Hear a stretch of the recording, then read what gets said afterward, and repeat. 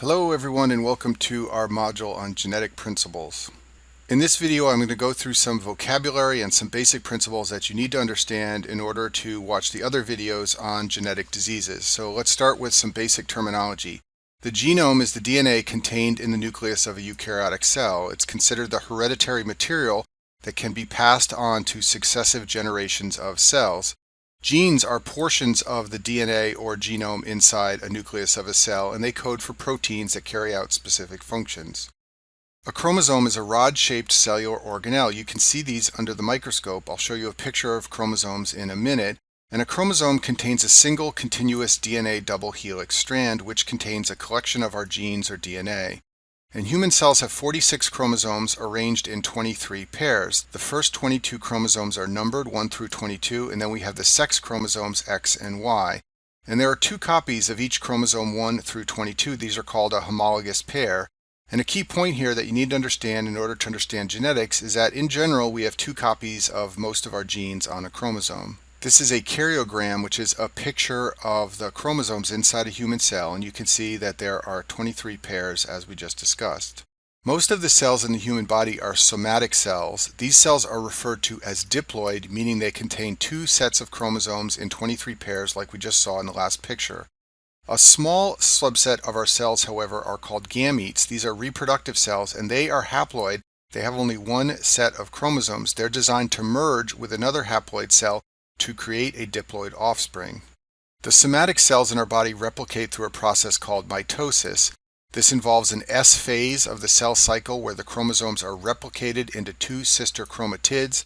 Then there is an M phase, which is where mitosis occurs, where the cell divides, and a daughter cell is created with copies of the chromosome. To understand this, I've drawn a picture at the bottom of the screen. So we begin with a somatic cell, which has a homologous chromosome pair, two copies of a given chromosome. For example, let's say this is chromosome number 11. In the S phase of the cell cycle, DNA is replicated and the chromosome becomes two sister chromatids, as shown in this picture here. The cell then divides to become two daughter cells, which contain copies of the original chromosomes. Reproductive cells undergo a process different from mitosis. It's called meiosis. This occurs in gametes. This generates cells that are haploid with one set of chromosomes. It's generated by the process of meiosis of cells called germline cells, and then two haploid cells will merge in fertilization to create a new diploid cells with half of the chromosomes coming from one parent and half from another. So a key point here, which is another thing that comes up again and again in genetics, is that in general offspring get one gene from their mother and one from their father.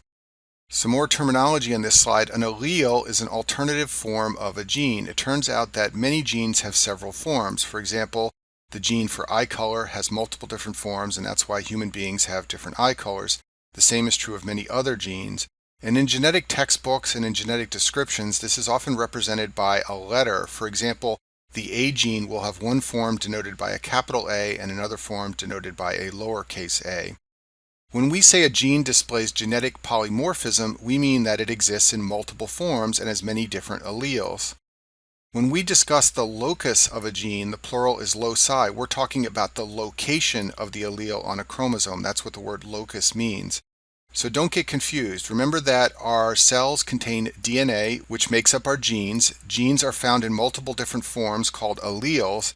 Each allele is located at a particular spot on a chromosome called a locus, and you can find the loci for various genes on particular chromosomes. The genotype is the genetic makeup of a cell or individual, and it often refers to the names of two copies of a gene. For example, if a person inherited gene A from their father and gene B from their mother, that person's genotype would be said to be AB. Or sometimes it refers to two alleles of gene A. For example, if gene A comes in the form big A and the little a form, the person's genotype might be two big A's, one big A and one little a, or two little a's. The phenotype, on the other hand, is the physical characteristics that result from a genotype. For example, genotype AB might equal phenotype blue eyes, and genotype BB might equal phenotype green eyes.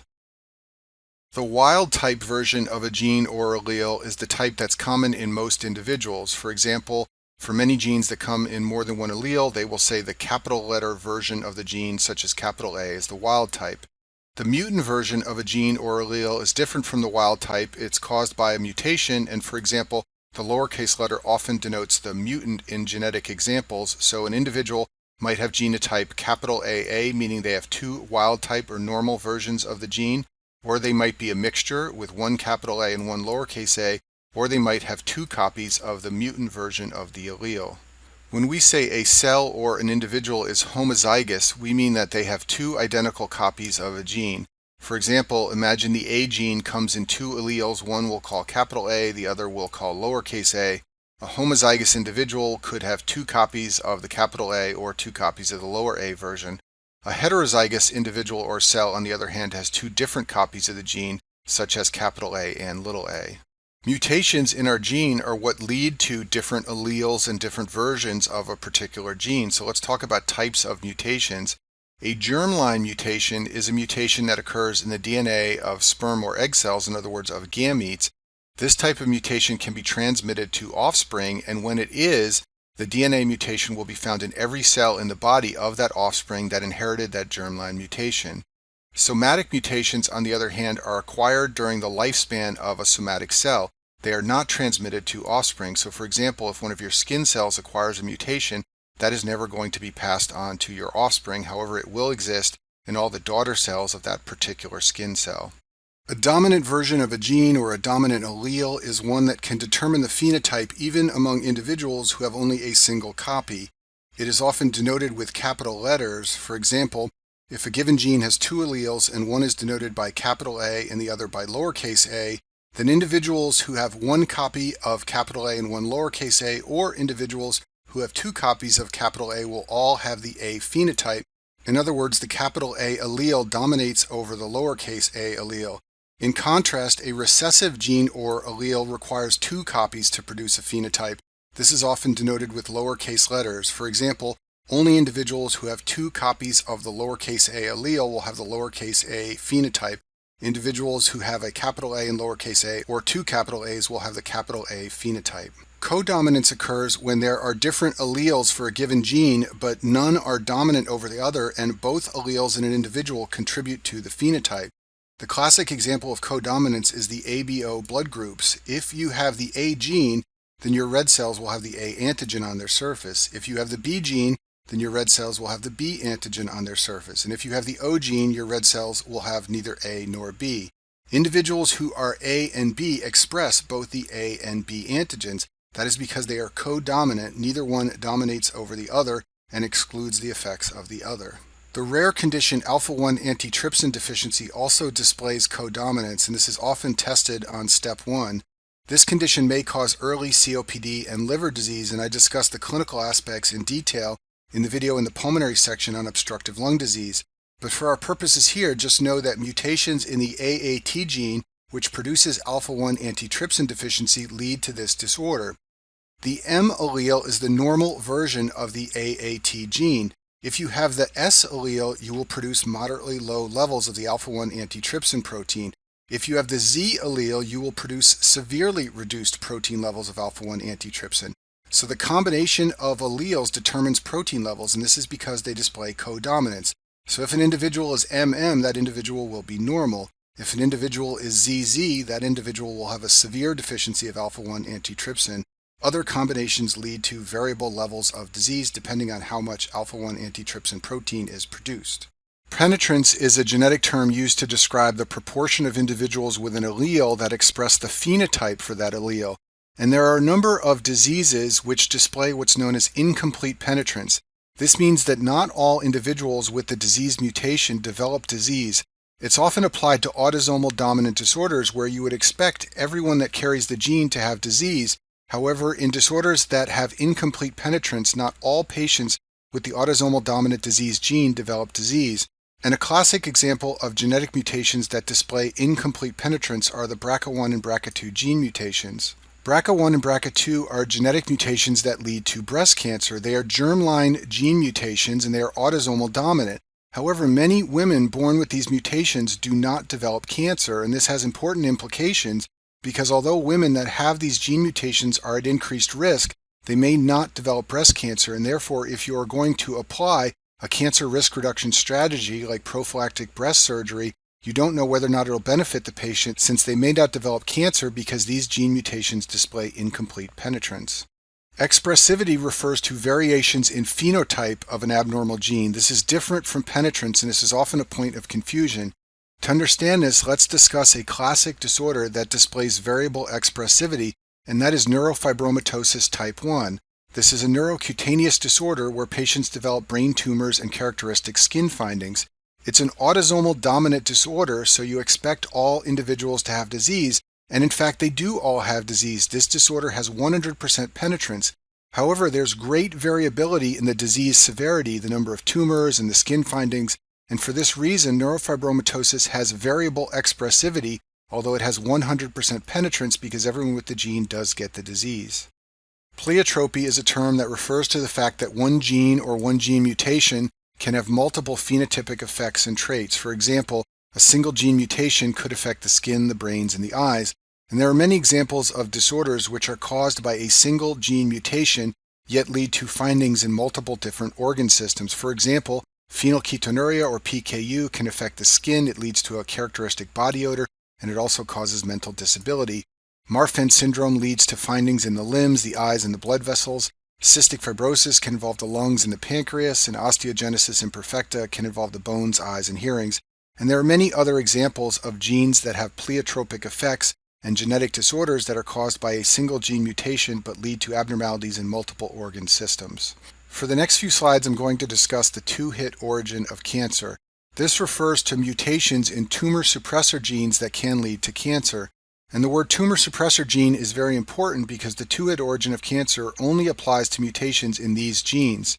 Tumor suppressor genes are genes with many roles in cells. They are often gatekeepers that regulate cell cycle progression. Sometimes they are DNA repair genes. And if you have a heterozygous mutation for one of your two genes of a tumor suppressor gene, this will lead to no disease. You need to have mutations of both alleles to develop cancer.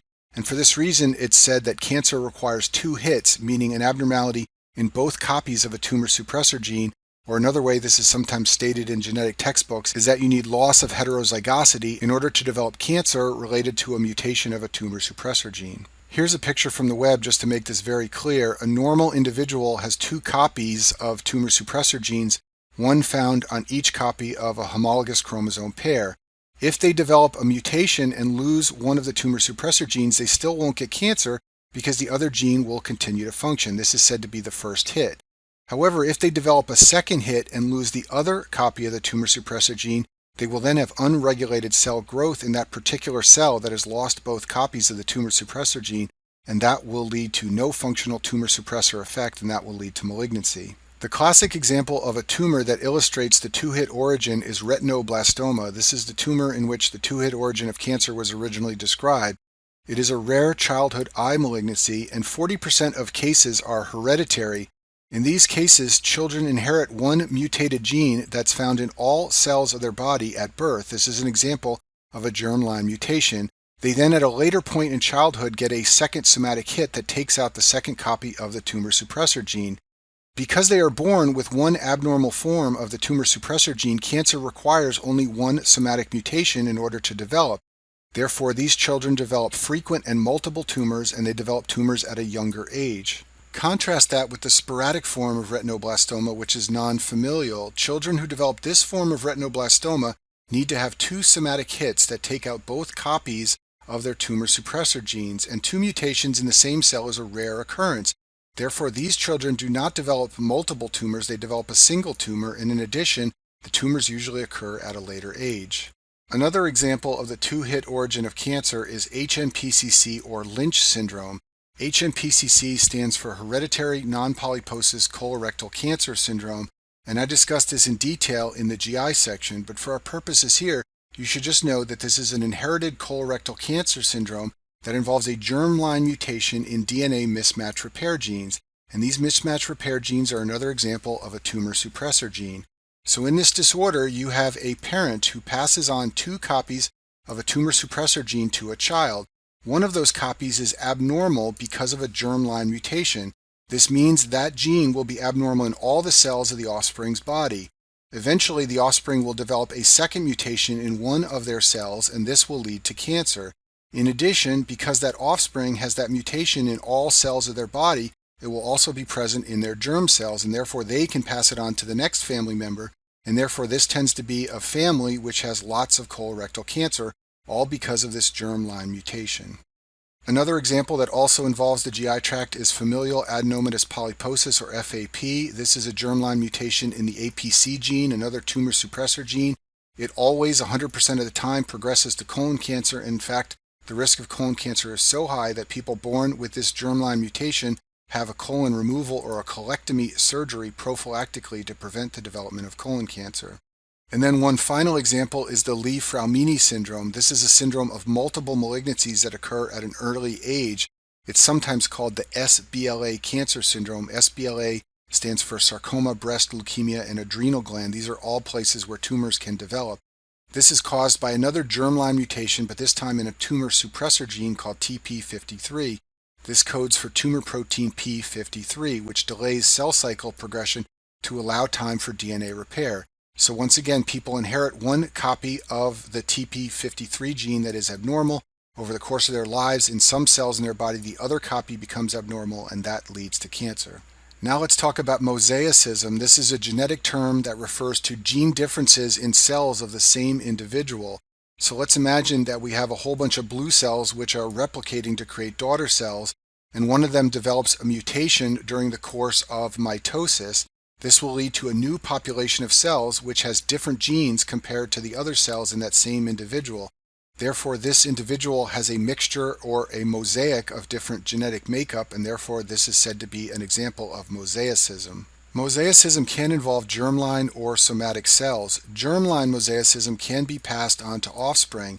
Let's imagine that we have a parent who has 3 different germline cells that are producing gametes to form offspring, and let's imagine that one of those germline cells develops a mutation. This is an example of germline mosaicism, and any gametes formed from this mutated cell will have a mutation that can be passed on to offspring. Pure germline mosaicism is very difficult to detect. It's not present in blood or tissue samples that are often used for genetic analysis. What this means is that offspring can develop disease that may appear to be a sporadic mutation, but in fact it's due to a germline mosaicism in the parent. So this can sometimes present in families as recurrent sporadic cases of disease in the offspring. What's really happening is that a parent has germline mosaicism that they are passing on to the offspring. In contrast, somatic mosaicism refers to gene differences in tissues or organs of an individual that do not involve the germline cells. For example, some cases of Turner syndrome involve mosaicism. Women with this version of Turner syndrome have some cells that are 45X and are missing an X chromosome, where other cells are normal and have 2 copies of the X chromosome. These tend to be milder variations of Turner syndrome. In addition, there are rare forms of Down syndrome that involve mosaicism. In babies born with these variants of Down syndrome, some cells have trisomy 21, which leads to Down syndrome, but other cells have 2 copies of chromosome 21, which is normal. There is a rare genetic disorder called McCune-Albright syndrome that is often used to illustrate the principle of mosaicism. This is a genetic disorder that affects many different systems. In particular, it affects many endocrine organs. One of its characteristic features is precocious puberty that can start at a very early age. For example, females may menstruate as early as 2 years old if they have McCune-Albright syndrome. In addition, there is fibrous growth that occurs in the bones. This leads to fractures and bony deformity. And then finally, there are characteristic skin findings. The skin becomes pigmented. These children can develop café au lait spots, and the skin pigmentation often has irregular borders that is classically described as appearing to look like the coast of Maine. Shown on the right side of the screen are 2 children with skin lesions from McCune-Albright syndrome. You can see how this child on the left has skin pigmentation with very irregular borders. And in case you don't know what the coast of Maine looks like, this is a map picture of Maine, and you can see how the coast is very irregular, just like this child's skin lesion on her chest. McCune-Albright syndrome is caused by a sporadic mutation that occurs during development of the child. It is not an inherited genetic abnormality. The mutation that occurs is a somatic mutation of the GNAS gene. This codes for the alpha subunit of a G3 protein that activates adenyl cyclase, and when this gene is abnormal, it leads to continued stimulation of cyclic AMP signaling more than is normal. The most important thing for you to remember about this very rare disorder for the Step 1 exam is what's shown on this slide. McCune-Albright syndrome is caused by a post-zygotic genetic mutation. It occurs after fertilization, and therefore only some tissues and organs are affected. In other words, it is said to display mosaicism, and the clinical phenotype will vary depending on which tissues are affected. So to understand this, just imagine that you have a developing fetus and it's got a number of different cells here, and one of them develops this mutation. All the daughter cells of this mutated cell will have the McCune-Albright syndrome genetic mutation, but the daughter cells of these other cells will not have the mutation, and therefore the child will develop as a mosaic of genetically modified cells, some being normal, some having the mutation. If there happens to be a germline mutation that leads to the McCune-Albright genetic mutation in all of the cells, that is a lethal condition. In that case, the entire body is affected. So in other words, cells with this mutation can only survive if they are mixed with normal cells in the individual. What this means is if you see a child in clinical practice with McCune-Albright syndrome, that child must have mosaicism. If the child did not, they would have died and they would not have survived to come in for clinical evaluation. I'll finish this video with a couple more terms that you should be familiar with. The first one is genetic heterogeneity. This refers to when the same phenotype develops from different genes or mutations. For example, different mutations of the same allele can lead to the same disease. In other words, there is not a single mutation that leads to the disease. Multiple different types of mutations can cause the disease. We'll talk more about that in a minute. A second example is when different genetic mutations at different loci on the chromosomes cause the same disease. This also is an example of genetic heterogeneity. So the point here is that for many genetic diseases, multiple gene mutations often cause the same disease. Or another way to look at it is that many clinical diseases have multiple genotypes that lead to those disorders, and this is referred to as genetic heterogeneity. One subtype of genetic heterogeneity is allelic heterogeneity. So by way of review, an allele is an alternative form of a gene. So imagine that allele 1 is formed by mutation X of a particular gene, and allele 2 is formed by mutation Y of that same gene. But both X and Y cause the same disease, and X and Y are found at the same chromosomal location or position, therefore they involve mutations of the same gene. This is termed allelic heterogeneity. It means different alleles or different mutations lead to the same disease. And the point here is that many alleles possess multiple mutant forms that all lead to the same clinical presentation or clinical disorder. So I've summarized this at the bottom. You have one disease caused by multiple genes, but all those genes are variants of a gene at the same location, therefore they are allelic variants, and therefore this is termed allelic heterogeneity. A couple examples of allelic heterogeneity are shown on this slide. Beta thalassemia, which I discuss in the hematology section, involves mutations of the beta globin gene, and there's a wide spectrum of disease severity depending on the mutation. People that are said to possess the beta 0 form of the gene have no function. People who possess the beta 1 form have some function, and I talk about this in more detail in the hematology section. Cystic fibrosis is another example of a disease that displays allelic heterogeneity. Cystic fibrosis is caused from mutations of the CFTR gene, and there are over 1,400 different mutations that have been described that can lead to various forms of cystic fibrosis. Another subtype of genetic heterogeneity is locus heterogeneity. This refers to when mutations in different loci on chromosomes cause the same phenotype. So imagine that we have a chromosome, say it's chromosome number 1 here, and a mutation at this gene right here causes a disease, and then over here we have chromosome number 3 and a mutation here causes the same disease. This is the same disease coming from genetic mutations in 2 different loci on chromosomes, and this is an example of locus heterogeneity. And one example of this in clinical practice is retinitis pigmentosa. This is a rare disorder that causes visual impairment, and there are many different forms of this disorder. There's an autosomal dominant form, a recessive form, an X-linked form. It turns out that mutations at 43 different loci on chromosomes can all lead to this disease. Therefore, retinitis pigmentosa is said to display locus heterogeneity. And I've summarized the key points at the bottom. In locus heterogeneity, we have one disease caused by multiple genes at multiple different locations on chromosomes. And that concludes our video on genetic principles.